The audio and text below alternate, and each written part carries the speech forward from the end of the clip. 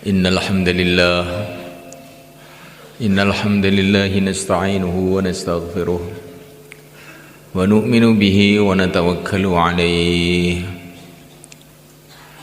ونعوذ به من شرور أنفسنا ومن سيئات أعمالنا من يهديه الله فلا مضل له ومن يضلل فلا هادي له أشهد أن لا إله إلا الله وحده لا شريك له وأشهد أن سيدنا ومولانا محمدا عبده ورسوله اللهم صل وسلم وبارك عليه وعلى آله وأصحابه والتابعين لهم إلى يوم القيامة أما بعد وقد قال في كتابه الكريم إن الذين قالوا ربنا الله ثم استقاموا تتنزل عليهم الملائكة ألا تخافوا ولا تحزنوا وأبشروا بالجنة التي كنتم توعدون نحن أولياؤكم في الحياة الدنيا وفي الآخرة ولكم فيها ما تشتهي أنفسكم ولكم فيها ما تدعون نزلا من غفور رحيم ومن أحسن قولا ممن دعا إلى الله وعمل صالحا وقال إنني من المسلمين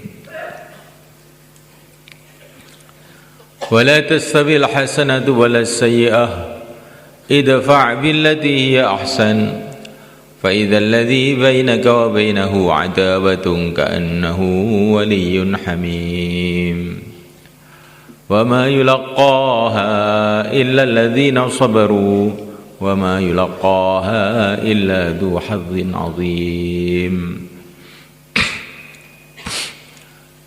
Hadirin yang dimuliakan Allah SWT,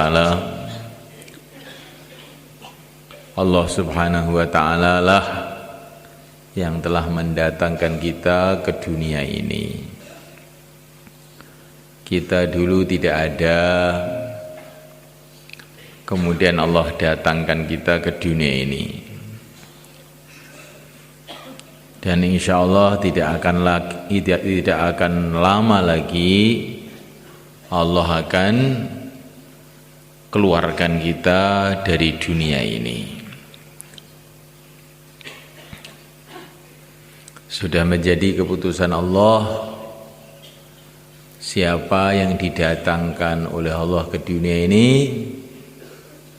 harus meninggalkan dunia ini satu saat, mau atau tidak mau. Orang kaya ataupun orang miskin, pejabat atau rakyat, orang buta huruf maupun orang cerdik pandai, orang sehat maupun orang sakit, orang yang mau mikir atau orang yang tidak mau mikir, orang yang cinta dunia maupun yang tidak cinta dunia, kalau sudah waktunya pasti harus meninggalkan dunia. Qul innal mauta alladzi tafirruna minhu fa innahu mulaqikum. Katakanlah sesungguhnya kematian yang kamu lari dari kematian itu akan berjumpa dengan kamu juga. Tidak ada yang bisa mengelak. Hadirin dimulakan Allah Ta'ala, Allah lah yang telah mendatangkan kita ke dunia ini. Dan Allah sudah ambil keputusan, kita pasti akan meninggalkan dunia ini. Dan kalau kita meninggalkan dunia ini, tidak boleh membawa walaupun kerikil satu, nggak boleh dibawa. Maka dunia ini bukanlah sesuatu yang bisa dimiliki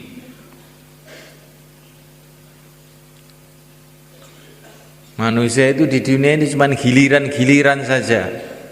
Giliran-giliran di dunia ini. Nggak ada manusia yang bisa memiliki dunia ini. Ini tanah hak milik saya. Itu kan perasaan kamu. Itu bukan hak milik kamu. Tapi kamu dapat giliran ngurus. Cuman itu saja. Dapat giliran ngurus. Nanti kalau gilirannya sudah habis, kamu akan meninggalkan semuanya. Maka orang yang merasa bisa memiliki dunia ini adalah orang yang bodoh. Dunia ini nggak bisa dimiliki siapa saja selain penciptanya sendiri. Allah Subhanahu wa ta'ala lah pemilik yang hakiki, pemilik yang sebenarnya. Kita dapat giliran beberapa saat di dunia ini karena Allah hendak menguji kita. Kalau kita dalam giliran di dunia ini menggunakan dunia ini sesuai dengan agama Allah, maka kita dapat ridha Allah, kemudian kita akan masuk dalam surga Allah. Tetapi kalau ketika kita mendapatkan giliran di dunia ini, kita menggunakan kehidupan kita menggunakan dunia ini bukan sesuai yang diperintahkan oleh Allah Subhanahu wa ta'ala, maka kita akan meninggalkan dunia, dapat murka Allah. Hari ini muliakan Allah Ta'ala, Allah yang telah mendatangkan kita ke dunia ini, Allah yang telah mendatangkan kita ke dunia ini. Untuk apa kita didatangkan oleh Allah ke dunia ini? Tugas yang pertama, yang paling utama, begitu kita datang ke dunia ini, harus mengenal Allah, mengenal yang menciptakan dunia ini. Maka sebelum kita kenal dengan apa saja, begitu kita lahir di dunia ini, maka diperintahkan oleh Nabi, diperintahkan oleh utusan Allah untuk kita ini dikenalkan kepada Allah. Maka bayi baru lahir, telinga kanan, telinga kiri dikumandangkan Allahu Akbar, Allahu Akbar, Allah Maha Agung, Allah Maha Agung. Sebelum kenal dengan ayahnya, dikenalkan dulu dengan yang menciptakan ayahnya. Sebelum kenal dengan ibunya, dikenalkan dulu dengan yang menciptakan ibunya. Sebelum kenal dengan dunia, dikenalkan dulu dengan yang menciptakan dunia. Inilah kewajiban kita pertama. Ini kewajiban pertama yang terpenting. Mengenal Allah. Sehingga kita ini merasa hamba Allah, merasa tinggal di bumi Allah, di bawah kolong langit Allah, makan rizki dari Allah, minum minuman dari Allah, menghirup udara dari Allah. Sehingga kita punya sikap hidup menghambakan diri kepada Allah.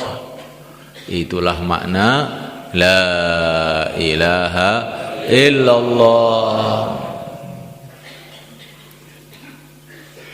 Kita ini miliknya Allah. Kita sudah biasa mengatakan ini rumah saya, ini sawah saya, ini ladang saya, sampai kita lupa kamu ini milik siapa. Kamu ini milik siapa? Lupa kita ini, jarang bertanya itu. Yang kita pikirkan rumah saya, sawah saya, harta saya, dunia saya, Kamu itu loh milik siapa? Kamu ini miliknya Allah. Mulai pucuk kuku kamu sampai pucuk rambut kamu, semua milik Allah. Kamu tidak punya apa-apa.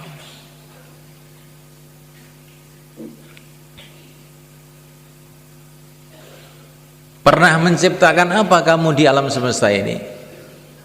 Kamu tidak pernah menciptakan walau sebutir pasir. Kamu tidak pernah menciptakan walaupun setetes air. Kamu tidak pernah menciptakan walaupun selembar rambut, sepotong kuku.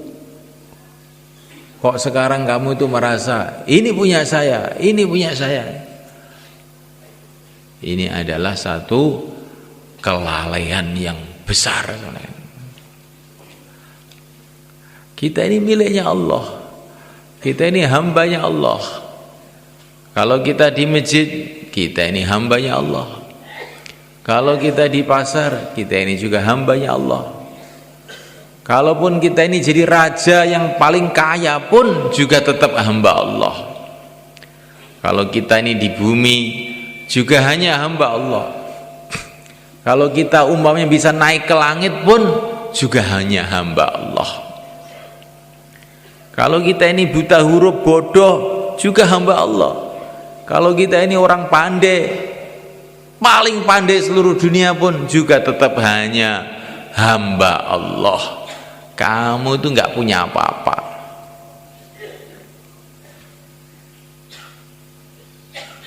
Maka kalau orang itu cerdas, kalau orang itu mau berpikir, di rumah yang dipikir bagaimana menghambakan diri, bagaimana taat kepada Allah, di sawah yang dipikir bagaimana menghambakan diri kepada Allah, di mana saja saya ini hamba Allah, di mana saja di bumi Allah, di mana saja saya perlu kepada bantuan Allah, setiap detik, setiap menit saya perlu dengan Allah, maka setiap detik, setiap menit saya harus ingat kepada Allah, tunduk kepada Allah, taat kepada Allah, la ilaha illallah. Ini ilmu terpenting ini. Orang sekarang belajar ilmu macam-macam di sekolahan-sekolahan, di universitas-universitas, padahal itu ilmu yang tidak begitu penting. Tapi ini ilmu itu ilmu yang paling penting ini. Kalau sampai ada orang tidak paham ilmu ini, maka dia akan celaka selama-lamanya.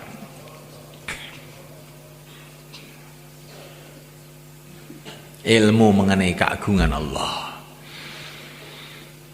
ilmu yang membuat dia merasa dia ini hamba Allah, ilmu yang membuat dia ini merasa sebagai miliknya Allah, tidak bisa apa-apa tanpa Allah, sehingga siang malam taat kepada Allah. Ini ilmu yang terpenting. Maka seorang ulama menggambarkan pada waktu liburan tahunan, maka anak-anak pelajar, mahasiswa dari berbagai-bagai fakultas telah pergi liburan naik kapal pesiar. Nakodanya, sopirnya kapal itu orang kampung, orang Temboro yang nggak pernah sekolah. Sedangkan penumpangnya orang pinter-pinter, ada yang doktor, ada yang profesor, ada yang ahli ini, ahli itu, macam-macam lah. Akhirnya mereka berlayar naik kapal menuju ke lautan lepas, ke tengah lautan. Maka anak-anak muda, mahasiswa tadi bertanya kepada nakoda, sopirnya kapal itu, "Mbah, pernah sekolah, Mbah?" "Tidak." Pernah belajar kedokteran? Tidak. Matematika, apa itu nak? Sama sekali saya baru dengar ini, apa itu mati-matian itu? Maka anak-anak muda itu tertawa semua. Mbah, kamu ketinggalan zaman. Hidup kamu sia-sia. Tetapi nakoda kapal tadi diam-diam saja. Awas ya kamu dalam hati itu. Maka terus kapal berjalan di lautan lepas. Tiba-tiba datang hujan, angin ribut. Semua penumpang-penumpangnya pada ketakutan semuanya. Kemudian nakoda itu bilang, anak-anak, kamu pernah belajar ilmu berenang atau tidak? Wah, tidak pernah, Mbah, tidak pernah. Hidup kamu sia-sia, katanya. Sekarang ilmu kedokteran kamu, matematik kamu, semua ilmu kamu yang kamu pelajari di sekolahan itu enggak ada gunanya. Karena sebentar lagi kapal ini akan karam, tenggelam, yang bisa berenang cuman saya saja. Kamu akan mampus semuanya. Katanya nakoda dari Temboro tadi. Ini gambaran mulai kan. Ilmu-ilmu ini dipelajari. Tapi ilmu mengenai la ilaha illallah tidak dipelajari. Maka seperti itu nasibnya. Walaupun kamu pinter segala bidang, tengah lautan nggak bisa berenang, delep mati kamu.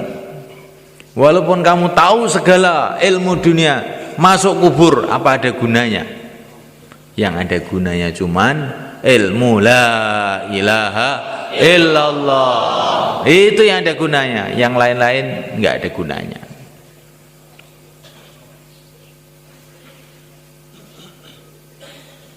Saya punya ijazah S3, S4. Iya, bagus. Tapi kamu la ilaha illallah paham apa enggak? Kalau ini enggak paham betul, enggak mantep betul, semua ilmu kamu tidak ada gunanya. Kalaupun ada gunanya, cuman beberapa saat di dunia saja. Hadirin mulaikan Allah Ta'ala, inilah yang harus dipahami oleh seluruh manusia. Kewajiban yang harus diusahakan oleh seluruh manusia mengenal Allah. Ini tidak cukup diucapkan, tidak cukup didengarkan, tapi bagaimana ini menjadi sikap hidup kita. Kita duduk sebagai hamba, berjalan sebagai hamba. Maka satu hari yang mulia Nabi Agung Muhammad SAW itu makan duduk di bawah. Maka ada seorang wanita. Wanita ini belum kenal agama. Makan kok di bawah, katanya wanita tadi. Maka wanita tadi mengatakan, makan kok di bawah, kayak hamba saja, katanya wanita itu tadi. Maka Nabi mengatakan kurang lebihnya, memang saya hamba, saya duduk seperti duduknya hamba, makan seperti makannya hamba. Jadi gayanya hamba itu lain. Wa ibadur rahmanil ladzina yamshuna 'alal ardi hauna. Kalau berjalan dengan penuh tawadhu, penuh andap asor, penuh rendah hati, ana hamba. Saya ini hamba Allah, berjalan di bumi Allah, senantiasa dipandang oleh Allah, didengar oleh Allah, bagaimana saya bersikap yang tidak baik? Wa idza khatabahumul jahiluna qalu salama. Ini sifatnya hamba Allah. Kalau diajak bertengkar oleh orang-orang jahil, assalamualaikum, sudah. Tidak melayani kejahilan orang-orang jahil itu. Di depan Allah kok bertengkar. Di depan Allah kok bertengkar. Wa idza khatabahumul jahiluna qalu salama. Assalamualaikum. Kalau diajak bertengkar begitu. Nah, mulai kan kata para ulama, kalau kita mengucapkan assalamualaikum itu setan-setan pada lari. Nah, yang ngajak tengkar-tengkar itu setan biasanya. Promotornya ini, panitianya itu setan, orang-orang bertengkar itu. Maka kalau ada orang bertengkar, assalamualaikum, terus tinggalkan aja. Salamul mufaraqah, salam untuk berpisah. Ini hamba. Sekarang kita duduk di masjid ini, duduk sebagai hamba. Hamba Allah mendengarkan cerita mengenai keagungan Allah. Kira-kira sikapnya bagaimana? Perhatikan yang sungguh-sungguh. Hamba Allah diajak bicara mengenai keagungan Allah, kok ngantuk? Ini namanya tidak sesuai. Tidak sesuai. Itu telinga itu milik Allah, bukan milik kamu. Ditempelkan di kepala kamu tuh supaya bisa dengar agama Allah. Lah kok malah tidur? Itu nanti telinga kamu gimana?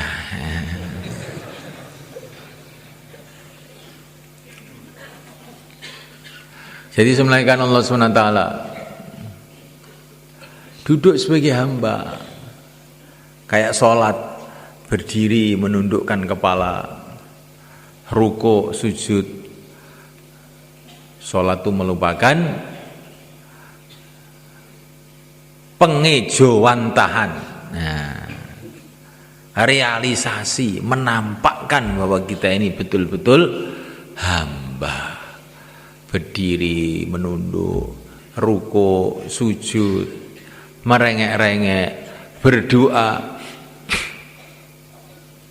Lah yang dikehendaki bukan hanya waktu sholat saja, kita ini merasa sebagai hamba.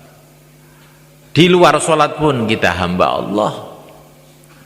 Dimanapun kita adalah hamba Allah. Maka dimanapun kita pakai adab yang telah diajarkan oleh Allah melalui utusan Allah, Nabi Agung Muhammad SAW. Nah, mulai karena Allah, kemudian kewajiban kita yang kedua adalah mengenal pimpinan kita. Allah telah memberikan kepada kita ini pimpinan yang sebaik-baiknya pimpinan. Sayyidul Anbiya wal Mursalin, pimpinan dari seluruh nabi, seluruh rasul. Kita harus kenal. Orang kalau nggak kenal pimpinannya bagaimana?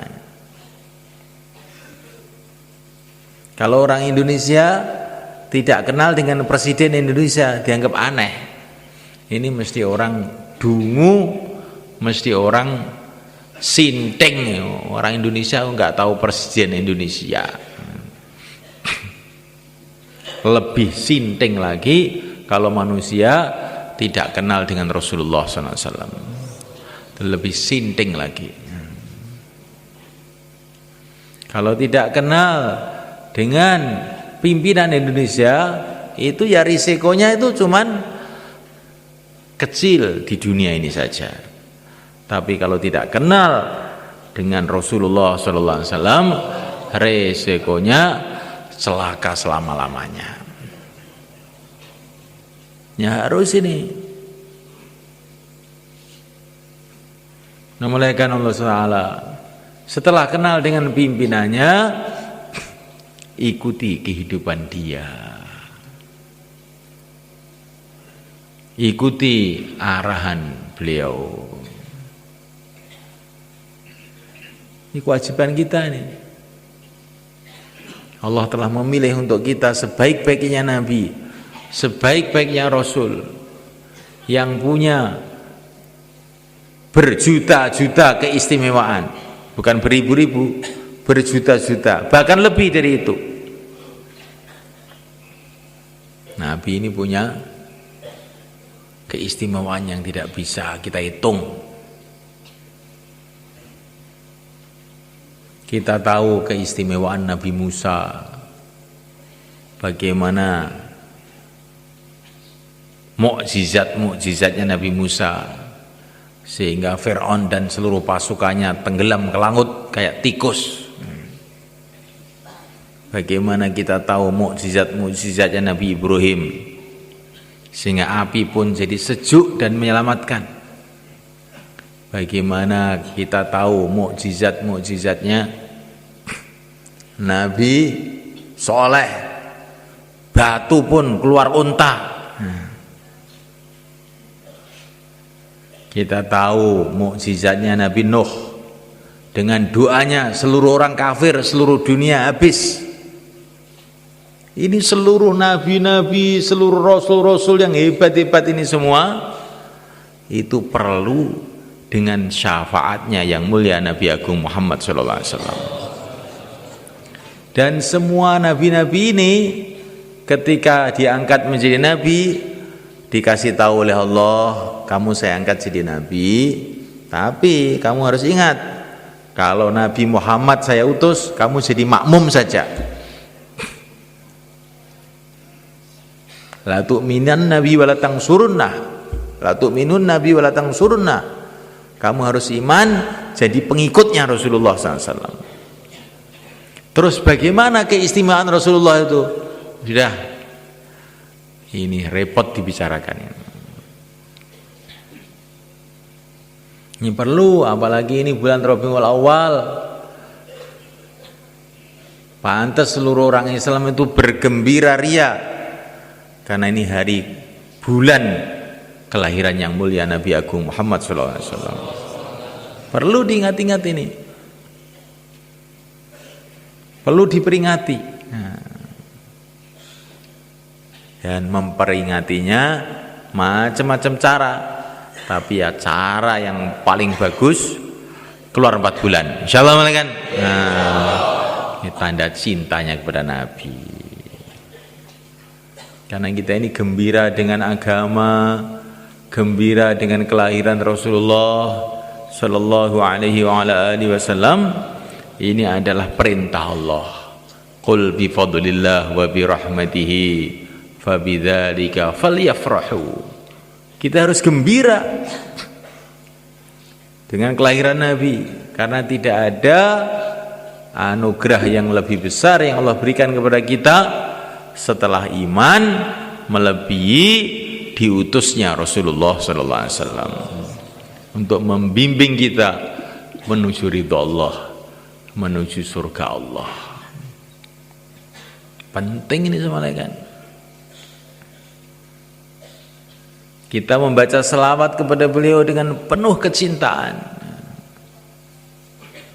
Dalam satu hadis dikatakan, orang yang lupa membaca sholawat berarti lupa jalan menuju surga. Jalan menuju surga itu adalah ikut Rasulullah, dan di antara cara mengingati Rasulullah dalam baca selawat, lah kalau lupa baca selawat, lupa jalan ke surga. Perasaannya mau ke surga, lupa, tahu-tahu masuk mana? Wong jalannya lupa loh. Mau ke Madiun, tahu-tahu sampai Jakarta. Mau ke surga, tahu-tahu sampai Gara-gara lupa dengan Rasulullah. Jangan sampai lupa dengan Rasulullah itu. Makanya para ulama bulan Rabiul Awal bikin peringatan Maulid Nabi. Ini bagus ini. Bagian dari perintah Allah nih. Fadzakirhum bi ayyamillah. Ingatkan mereka dengan sejarah pertolongan-pertolongan Allah. Tidak ada pertolongan Allah yang lebih besar melebihi datangnya Rasulullah sallallahu alaihi wasallam. Orang beriman tuh mendengar nama Nabi itu harus gembira begitu sama malaikat. Mendengar nama Nabi kok tidak gembira, itu sudah orang dungu, bodoh sama malaikat. Para sahabat dulu sakit keras mendengar nama Nabi, namanya tok disebut, ya Muhammad, langsung lari sembuh sama malaikat. Saking gembiranya mendengar nama Muhammad disebut itu. Iya ini Sayyidina Abdullah bin Umar radhiyallahu taala anhu, beliau sakit, kakinya kaku. Temannya mengatakan, sebut nama orang yang paling kamu cintai, ya Muhammad, langsung sembuh. Ini cintanya para sahabat kepada Rasulullah SAW. Seorang sahabat dalam sakaratul maut, beliau berteriak, ya Muhammad.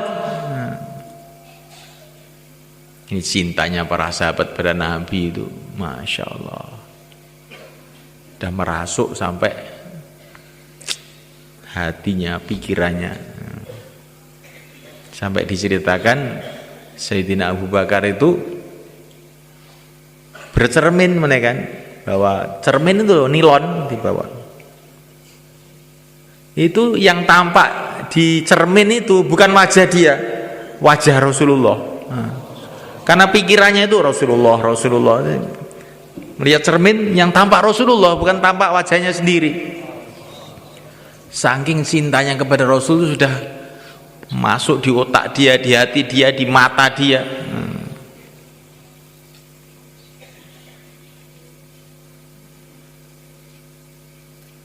Nah ini semula kan kita renungi. Karena orang itu derajatnya naik di sisi Allah, pertama karena imannya, kedua karena amalnya, tapi ada lagi yang ketiga ini, karena kecintaannya kepada Rasulullah. Walaupun amalannya lemah, tapi kalau cintanya kepada Rasul itu kuat, nanti derajatnya bisa melejit naik ke atas.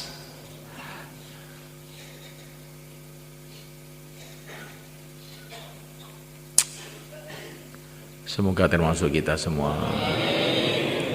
Cinta kepada Rasulullah, akhirnya cinta kepada sunnah-sunnahnya, cinta kepada perjuangannya, cinta kepada umatnya, cinta dengan segala sesuatu yang berhubungan dengan Rasulullah, termasuk cinta kepada ilmunya Rasulullah. Akhirnya senang taklim, senang ngaji. Ilmunya orang barat yang kepet kafir dipelajari siang malam, ilmunya Rasulullah enggak dipelajari. Ini adalah orang yang keliru. Ilmu-ilmu dunia dibangga-banggakan, ilmunya Rasulullah enggak dipelajari, orang yang rugi sebenarnya.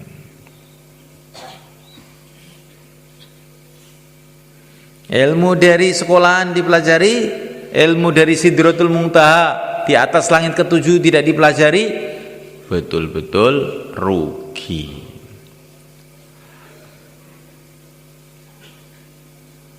Ilmunya manusia biasa dipelajari, ilmunya orang yang luar biasa, utusan Allah tidak dipelajari, betul-betul rugi.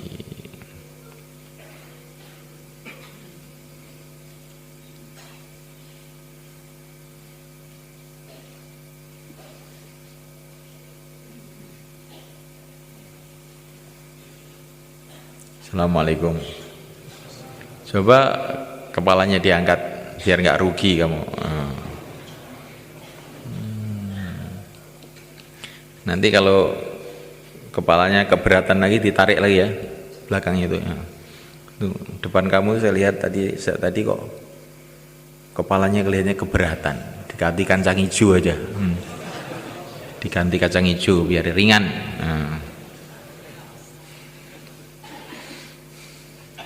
Mau diganti kacang hijau? Tidak mau. Diangkat. Saya ini kalau bayan ada orang ngantuk itu langsung hilang konsentrasinya. Karena kata para ulama itu kalau orang itu berbicara dengan orang yang tidur itu sebetulnya dia ini gimana? Orang tidur kok diajak bicara itu supaya yang salah itu yang bicara apa yang tidur? Yang salah itu yang bicara apa yang tidur? Coba ada orang tidur kamu ajak bicara, mana yang salah?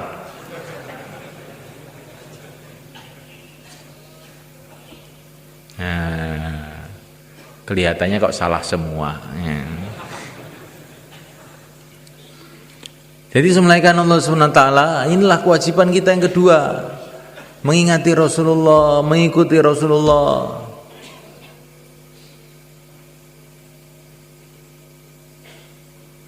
Siapa yang mau dipimpin oleh Rasulullah, beruntunglah dia dunia akhirat.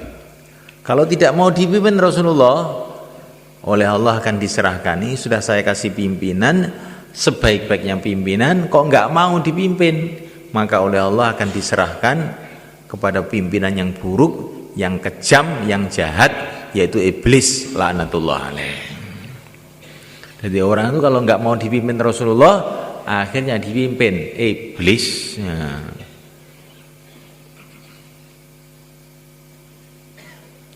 Maka semulaikan Allah SWT,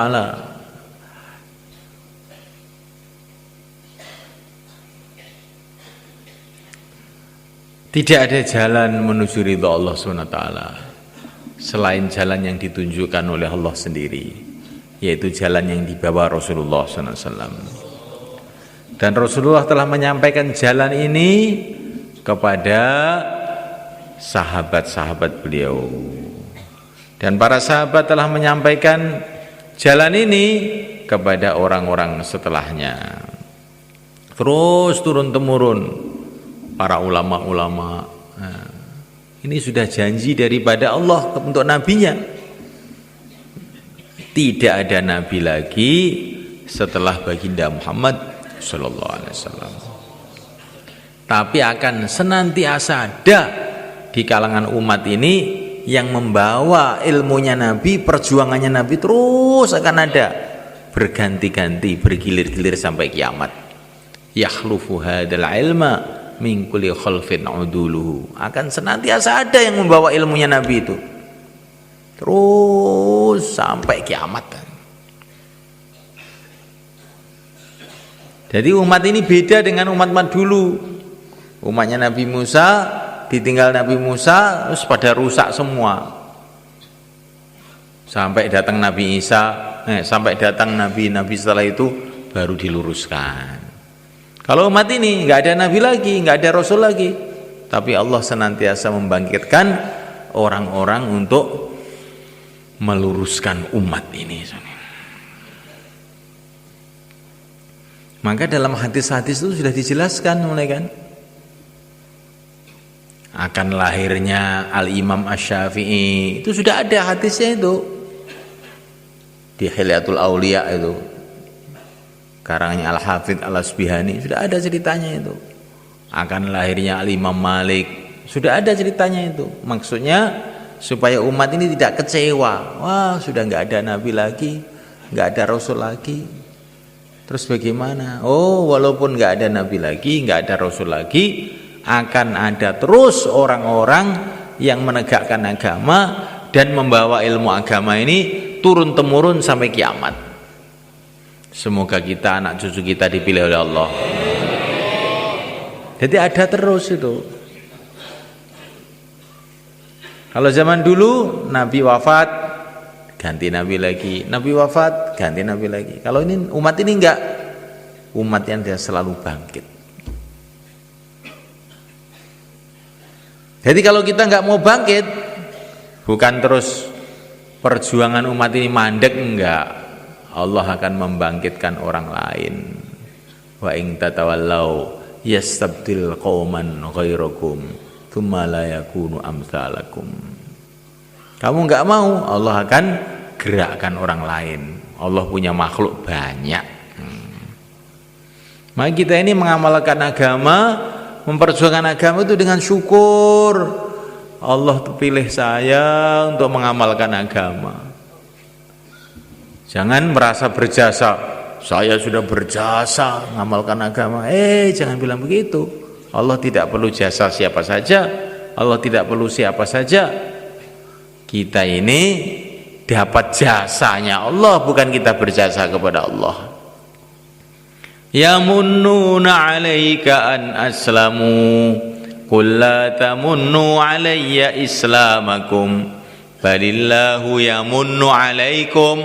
Nah, ada orang-orang yang merasa berjasa kepada Nabi karena mereka masuk Islam. Kamu jangan merasa berjasa, Allah lah yang telah berjasa kepada kamu. Kamu dikasih hidayah masuk Islam. Alhamdulillah. Jadi amal itu dengan syukur gitu sebenarnya kan. Jangan amal dengan melerut, cemberut, males.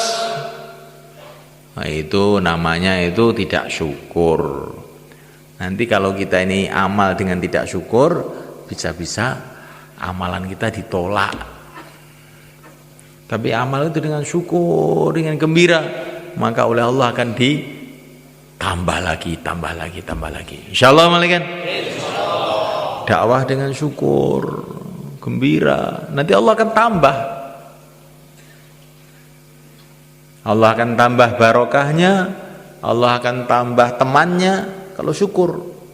Dapat satu teman disyukuri, Masya Allah. Dulu Nabi Nuh usaha dakwah 12 tahun kurang lebih baru dapat satu orang. Saya 2,5 jam sudah dapat banyak orang, maka disyukuri.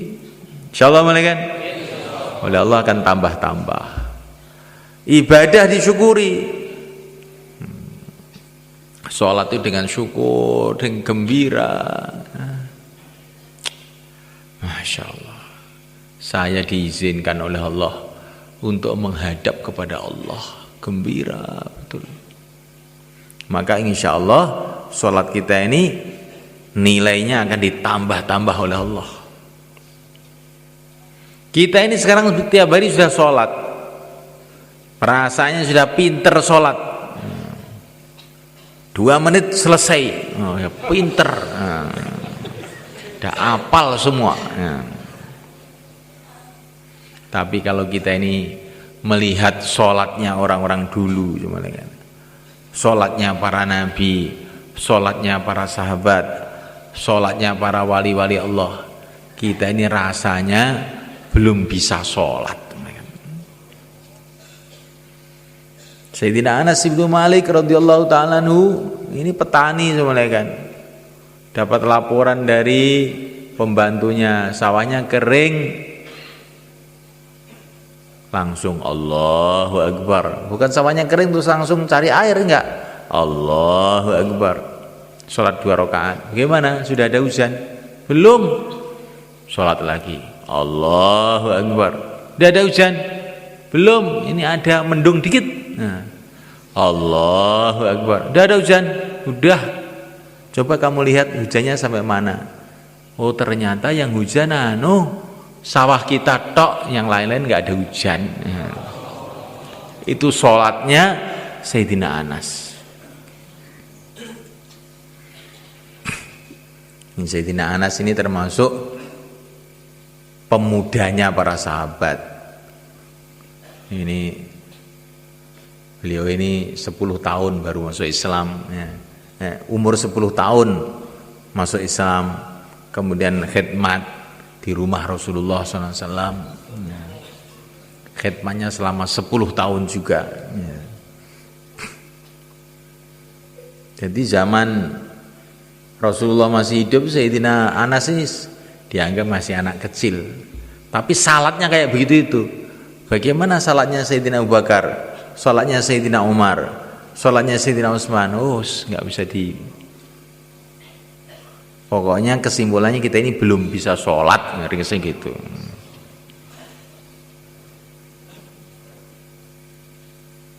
Saya sejak kecil sholat kok belum bisa sholat gimana? Iya sholat, kalau diukur sholatnya sahabat, diukur sholatnya para orang-orang soleh dulu, ya kita ini belum bisa. Kalau diukur dengan anak TK, ya sudah pinter, kita ini guru TK. Udah pinter, 2 menit selesai. Kita renungin malaikat. Dakwah saya itu sudah 4 bulan ya, pengalaman saya itu dakwah. Ya itu kalau diukur orang zaman sekarang yang tidur aja di rumah memang sudah pengalaman 4 bulan. Tapi kalau dihitung dengan Nabi Nuh yang 950 tahun, kelihatannya kok belum pengalaman kelihatannya. Jadi semulaikan Allah Ta'ala kita ini harus pikir tuh meningkat. Jangan sudah merasa puas. Orang itu kalau sudah merasa puas, ngantuan itu tandanya puas. Iya, saya sudah tahu semua, nggak perlu dengar saya. Nah ini. Sedangkan yang mulia Nabi Agung Sallallahu Alaihi Wasallam senantiasa berdoa, Robbi zidni ilma, ya Allah tambahilah aku ilmu, tambahilah aku ilmu. Ya Rasulullah yang pengalaman sudah melebihi para nabi, melebihi para rasul, melebihi para malaikat, masih merasa kurang. Lah kita ini lo taunya apa? Kok sudah merasa cukup sehingga ngantuk saja? Ya nggak semua kan? Ya. Nah, mulaikan Allah Ta'ala para nabi, para rasul, orang-orang yang mulia, para sahabat, pengikut mereka, orang-orang yang mulia, itu merasa amalannya itu masih kurang. Tapi kita perasaannya sudah cukup. Saya sudah banyak, pahala saya sudah banyak, saya sudah sholat saya sudah berapa tahun, puasa saya sudah berapa kali Ramadan, zakat saya sudah berapa ton itu ya. Akhirat itu lo semulaikan selama-lamanya. Kalaupun kamu tuh punya amalan, bagaimanapun banyaknya, kalau kita ini memandang negeri akhirat, kalau kita ini memandang apa yang kita cari sebetulnya, yang kita cari itu adalah ridho Allah, yang kita cari itu surga Allah. Kita akan malu dengan amalan kita ini, melihat. Ada orang dalam satu hadis mulai kan, ada orang ibadah terus menerus zaman dulu ini sebelum umat ini, ibadah terus menerus 500 tahun. Maka malaikat Jibril cerita kepada baginda Nabi, nanti orang ini sampai hari kiamat. Belum ini, tapi sudah diceritakan oleh malaikat Jibril kepada Nabi. Nanti orang ini sampai hari kiamat dibangkitkan dari kubur, kemudian Allah berfirman, hambaku, silahkan masuk surga dengan rahmatku. Maka orang tadi, ya Allah, saya kan sudah ibadah 500 tahun, masa saya ini dimasukkan surga hanya karena rahmatmu saja lah? Amalan saya ini apa enggak ada nilainya? Maka Allah, oh begitu, hai para malaikat, hitung itu amalannya dia. Maka dihitung, amalannya 500 tahun, ternyata tidak cukup untuk membayar nikmat mata. Belum telinga ini, mata tok ini belum cukup. Belum mata itu mahal semuanya kan. Kalau orang itu matanya rusak, buta, dia suruh bayar uang 1 miliar pun siap. Kalau punya loh ini, supaya matanya bisa melek lagi. Betul nggak malaikat? Oh, mata ini mahal. Gara-gara mata kita masih sehat aja kita nggak tahu.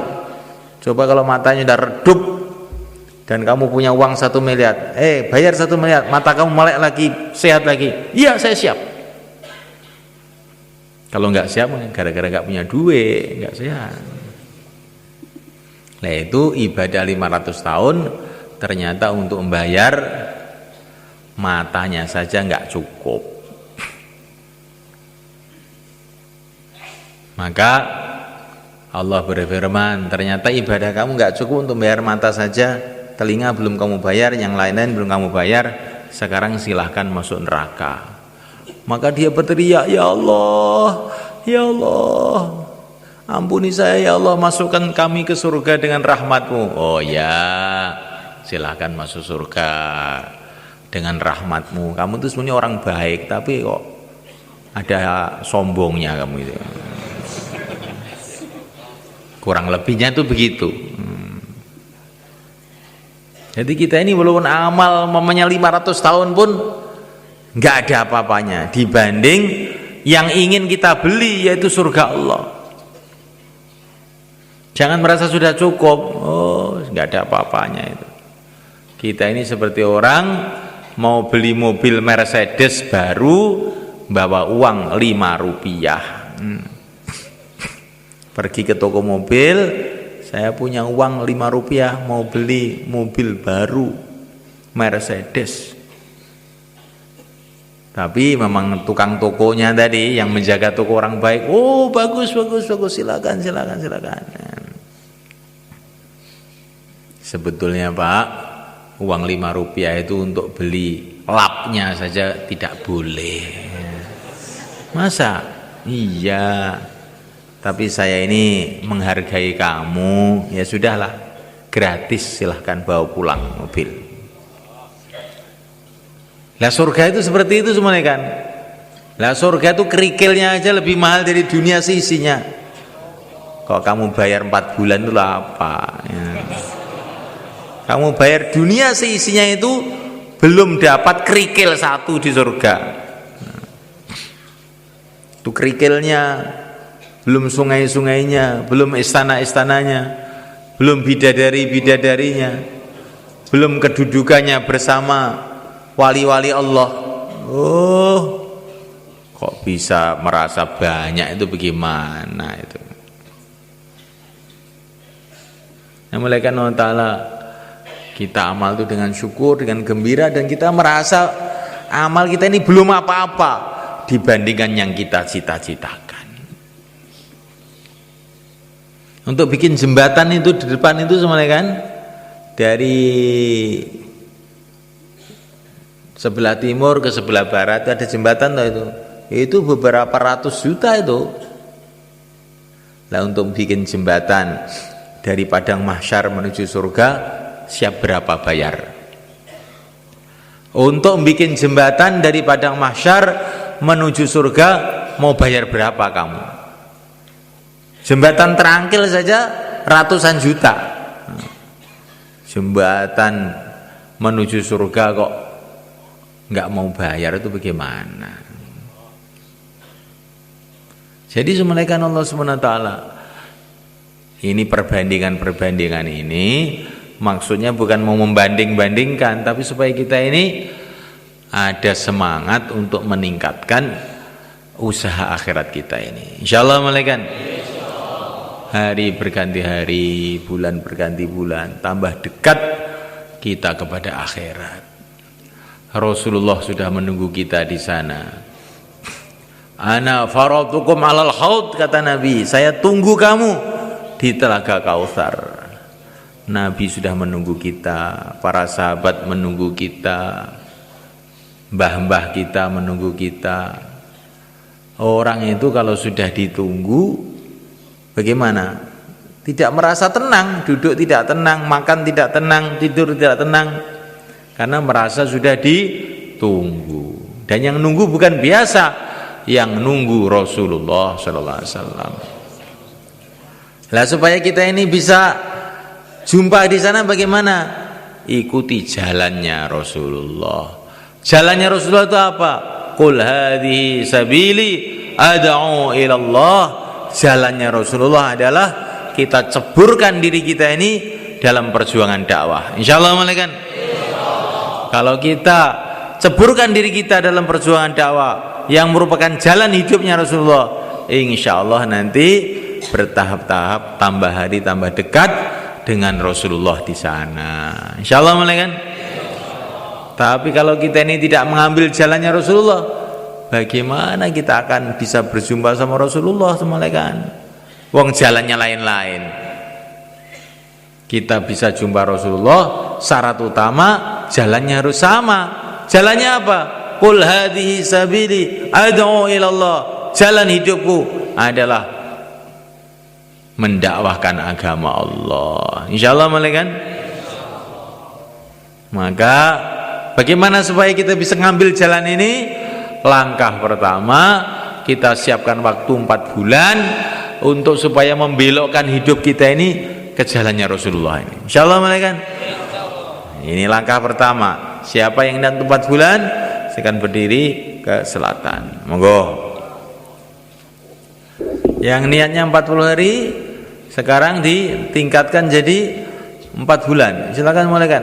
Monggo, bismillah. Monggo. Yang niatnya 40 hari tingkatkan 4 bulan. Insya Allah kalau kita ini dalam amalan agama terus menerus selama 4 bulan, amalan agama itu akan tertanam mantep dalam hati sehingga mudah istiqomah sampai mati. Itulah kesuksesan.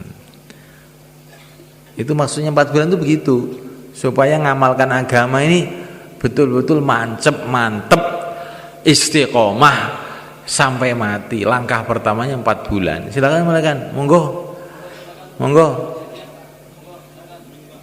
Yang mau 4 bulan silakan berdiri ke selatan sana. Niko. Wis padha gerudukan niko. Ayo yang terus. Ngadeg saya, monggo. Monggo. Insyaallah. Monggo. Teman-temannya itu. Teman-temannya. Nggih, Mbah. Saman kanca-kanca sampean niku. Kemudian yang 40 hari juga malaikat. Wah, ini semua sini bismillahirrahmanirrahim. Bismillahirrahmanirrahim 40 hari. Monggo. 40 hari, monggo. Alhamdulillah. Monggo. Silakan. Sekarang malaikat